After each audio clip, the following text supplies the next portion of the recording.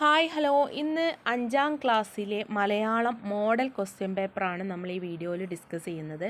Second ടേമിൻ്റെ Christmas എക്സാമിൻ്റെ model question paper Malayalam 5ാം ക്ലാസ്സിലെ question പേപ്പറാണ് ഡിസ്കസ് ചെയ്യുന്നത്.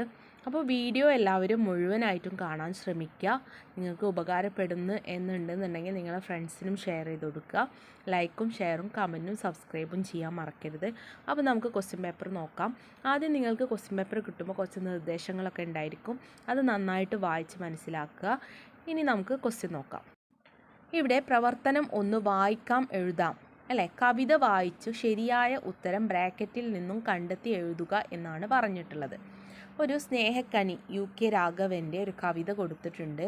പോകൂ വിളങ്ങൂ മണ്ണിലും വിണ്ണിലും പൊൻതരി വേട്ടമായി മിന്നിത്തെളിഞ്ഞു വന്നെത്തും മിന്നാമിനുങ്ങെ വെളിച്ചം ചുരത്തുവാൻ സന്നാഹമെത്രമേൽ ഖേമം ചുറ്റുമിരിട്ടു വിളംബരം ചെയ്യുവാൻ മൂങ്ങകൾ മൂളിയിരിക്കെ പാളിപ്പതിഞ്ഞ തുറന്നു ഞാനീ കിളി വാതിലിൽ വന്നിരിക്കുമ്പോൾ സ്വപ്നം ചിറകു വിരിച്ചണക്കുമ്പോൾ കെട്ടിപ്പിടിക്കുവാൻ വന്നു എന്തു വെളിച്ചമാണയ്യാ പിടിച്ചൊരു കണ്ണാടിക്കുപ്പയിലിട്ടാൽ എന്നും ഇവിടെ വിളക്കായിരുത്തുവാൻ നന്നെന്നു തോന്നി എന്നാലും എന്തിനീ വെട്ടം എനിക്കു മാത്രം പോക എല്ലായിടത്തും തെളിയൂ പോകുമിടങ്ങളിലെല്ലാം ഇരുളിനെ കീറി മുറിച്ച് രസിക്കൂ അല്ലേ. ഇവിടെ ഒരു കവിത തന്നിട്ടുണ്ട്.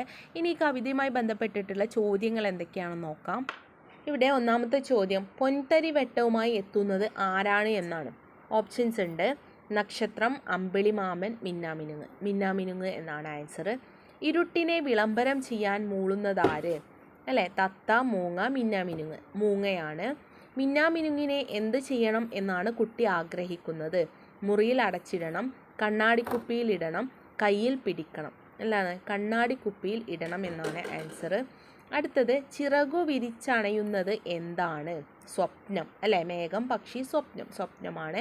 അഞ്ചാമത്തത് മിന്നാമിനുങ്ങിനോട് എന്ത് ചെയ്യാനാണ് കുട്ടി ആശംസിക്കുന്നത്. ഇരുളിനെ കീറി മുറിച്ചു രസിക്കൂ എന്നാണ് ആഗ്രഹിക്കുന്നത്. അടുത്ത പ്രവർത്തനം നോക്കാം. പ്രവർത്തനം 2 യാത്രാവിവരണമാണ് അല്ലേ. മനസ്സിനെ കുളിരണിയിക്കുന്ന പ്രകൃതി ഭംഗിയുമായി എന്നെ ഏറെ മോഹിപ്പിച്ച ഇടം ഏതെന്ന് ചോദിച്ചാൽ എൻ്റെ മനസ്സിൽ ഇപ്പോൾ തെളിഞ്ഞു വരുന്നത് മനോഹരിയായ മൂന്നാറിൻ്റെ ചിത്രമാണ്. അവിടുത്തെ കുളിരും കോടയും മഞ്ഞിൽ പൊതിഞ്ഞ പ്രഭാതവും എല്ലാം തന്നെ എന്നെ ഏറെ മോഹിപ്പിക്കുന്നുണ്ടായിരുന്നു. സ്കൂളിൽ നിന്നും പോയ മൂന്നാർ യാത്രയ്ക്കു ശേഷം 5ാം ക്ലാസ്സിലെ ദേവിക എഴുതിയ യാത്രാവിവരണത്തിൻ്റെ ഒരു ഭാഗമാണ് തന്നിട്ടുള്ളത്. ഇവിടെ പ്രകൃതി ഭംഗി കളിയാടുന്ന ഏതെങ്കിലും ഒരു സ്ഥലത്ത് നിങ്ങൾ നടത്തിയിട്ടുള്ള യാത്രയെക്കുറിച്ച് ഒരു യാത്രാവിവരണം തയ്യാറാക്കാനാണ് പറഞ്ഞിട്ടുള്ളത്. അപ്പോൾ യാത്രാവിവരണം തയ്യാറാക്കുമ്പോൾ ശ്രദ്ധിക്കേണ്ട കുറച്ച് കാര്യങ്ങളുണ്ട്. അത് എഴുതിയാലാണ് നിങ്ങൾക്ക് മാർക്ക് സ്കോർ ചെയ്യാൻ കഴിയുക. അതെന്താ നോക്കാം. അപ്പോൾ നിങ്ങൾ എഴുതിയ ഉത്തരത്തിൽ കാഴ്ചകളെ സൂക്ഷ്മമായി നിരീക്ഷിച്ചിട്ടുണ്ട്. ആകർഷകമായ ഭാഷയാണ് നിങ്ങൾ ഉപയോഗിച്ചിട്ടുള്ളത്. നേരിട്ട് കാണുന്ന ഒരു പ്രതീതി വായനക്കാരിൽ തോന്നുന്നുണ്ട്. ഭൂപ്രകൃതി, ജീവിത രീതി, വസ്ത്രം തുടങ്ങിയവയെ സൂചിപ്പിച്ചിട്ടുണ്ട്. വാക്യഘടന, ചിഹ്നം എന്നിവ പാലിച്ച് അക്ഷരത്തെറ്റില്ലാതെ എഴുതിയിട്ടുണ്ട്. ഇത്രയും ഓരോ പോയിൻറ്റ്സിനാണ് നിങ്ങൾക്ക് മാർക്കുള്ളത് അല്ലേ. അപ്പോൾ ഇതെല്ലാം ഉൾക്കൊണ്ട് വേണം നിങ്ങൾ യാത്രാവിവരണം തയ്യാറാക്കാൻ. അപ്പോൾ നമുക്ക് നോക്കാം ഒരു എക്സാമ്പിൾ. എങ്ങനെ എഴുതാം.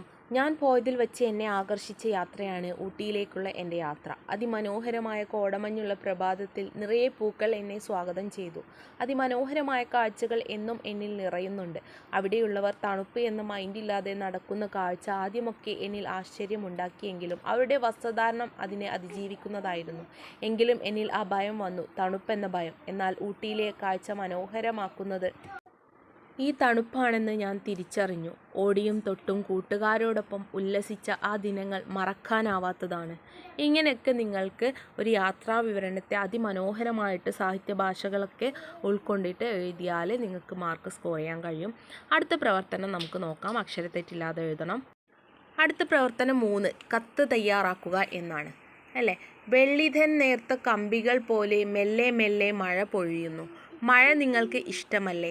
നിങ്ങൾ ഇഷ്ടപ്പെടുകയും ചിലപ്പോൾ വെറുക്കുകയും ചെയ്യുന്ന മഴയോട് നിങ്ങൾക്കൊരുപാട് കാര്യങ്ങൾ പറയാനുണ്ടാവില്ലേ. ഈ കാര്യങ്ങൾ എല്ലാം ചേർത്ത് മഴയ്ക്ക് ഒരു കത്ത് തയ്യാറാക്കാനാണ് പറഞ്ഞിട്ടുള്ളത്. അപ്പോൾ കത്ത് എഴുതുമ്പോൾ ശ്രദ്ധിക്കേണ്ട കുറേ കാര്യങ്ങളുണ്ട്. കത്തിൻ്റെ ഫോർമാറ്റൊക്കെ നിങ്ങൾ പഠിച്ചിട്ടുണ്ടാവും അല്ലേ? നമുക്ക് നോക്കാം എന്തെല്ലാം കാര്യങ്ങൾ എഴുതിയാലാണ് നിങ്ങൾക്ക് മാർക്ക് സ്കോർ ചെയ്യാൻ കഴിയുക എന്നുള്ളത്. കാവ്യാത്മകമായ ഭാഷ ഉപയോഗിക്കണം. ഘടന അല്ലെ, ആ കത്തിൻ്റെ ഒരു ഘടന, കാഴ്ചകളുടെ സവിശേഷതകൾ, പ്രയോഗങ്ങൾ നിങ്ങൾ പ്രയോഗിച്ചിട്ടുള്ളത്, ആശയം വ്യക്തമായിരിക്കണം, നിരീക്ഷണം. ഈ എല്ലാ പോയിൻറ്റും ഉൾക്കൊണ്ടാൽ മാത്രമേ നിങ്ങൾക്ക് മാർക്ക് സ്കോർ ചെയ്യാൻ കഴിയുള്ളൂ. അപ്പോൾ നമുക്ക് നോക്കാം, ഒരു കത്ത് എഴുതി നോക്കാം. കത്തിൻ്റെ ഫോർമാറ്റ് നിങ്ങൾ പഠിച്ചത് മനസ്സിലാക്കി വെക്കുക. ഡേറ്റും സ്ഥലവും എഴുതുക. എന്നിട്ട് പ്രിയപ്പെട്ട മഴയ്ക്ക് അല്ലേ അഭിസംബോധന.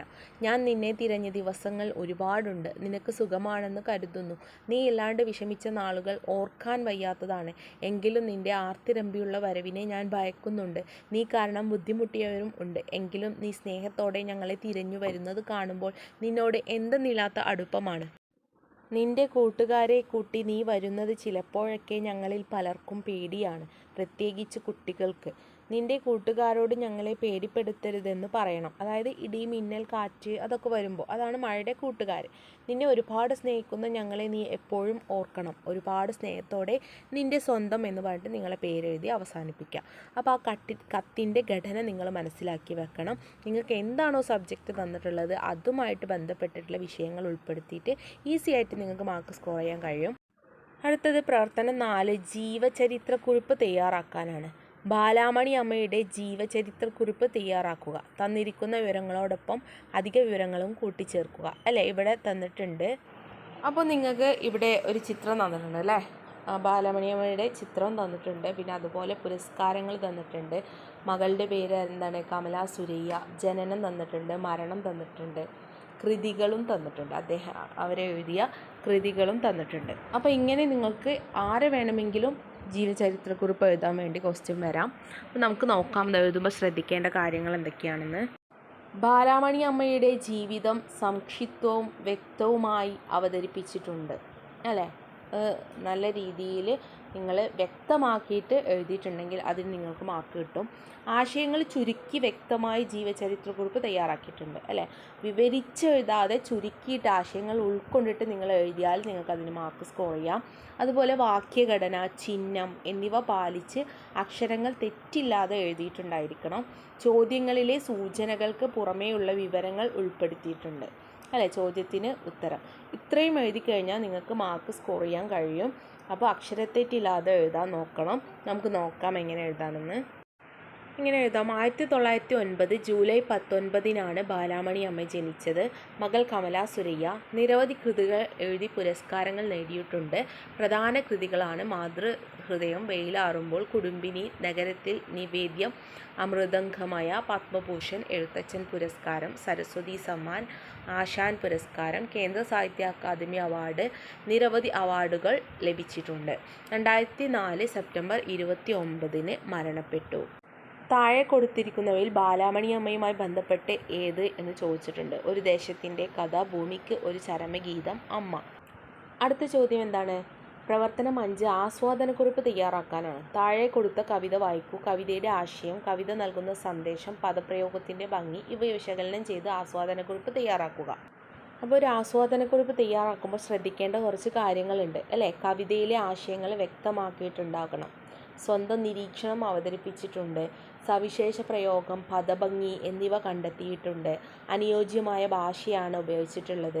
വാക്യഘടന, ചിഹ്നം എന്നിവ പാലിച്ച് എഴുതിയിട്ടുണ്ട് അല്ലേ. അപ്പോൾ ഇത്രയും കാര്യങ്ങൾ നിങ്ങൾ ആസ്വാദനക്കുറിപ്പിൽ ഉൾപ്പെടുത്തിയിട്ടുണ്ടെങ്കിൽ നിങ്ങൾക്ക് ഈസി ആയിട്ട് മാർക്ക് സ്കോർ ചെയ്യാൻ കഴിയും. നമുക്ക് നോക്കാം എന്താണ് കവിതയെന്നും ആസ്വാദനക്കുറിപ്പ് എങ്ങനെയാണ് എഴുതുക എന്നുള്ളതും.